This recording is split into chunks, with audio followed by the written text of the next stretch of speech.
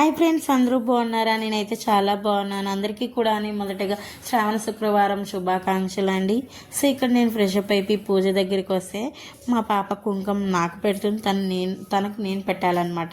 ఇది ఎక్కడ తనకు అలవాటు అయిందంటే, మాకు దగ్గరలో ఉన్న దుర్గమ్మ గుళ్ళో కుంకుమ పూజకు వెళ్తామన్నమాట. అక్కడ కుంకుమ పూజ అయిపోయిన తర్వాత ఆ కుంకాన్ని ఇతరులకు పెడతాం, వాళ్ళు వచ్చి మనకు పెడతారనమాట. అది చూసి తను నేర్చుకునేది.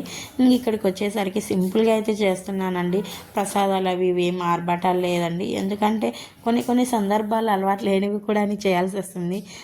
అది ఏంటంటే, పల్లెలో ఉన్నప్పుడు పొలం పనులు, చదవడం ఇవే ఉండేది. బట్ కాకపోతే ఫ్రైడే సాటర్డే అయితే చేసేదాన్ని లేండి. భక్తి అనేది ఎవరికైనా ఉంటుంది, బట్ కాకపోతే టైం ఉండదన్నమాట. ఇక్కడ ఏంటంటే చేసుకోవడం, తినడం, పూజలు ఇవే ఉంటాయన్నమాట.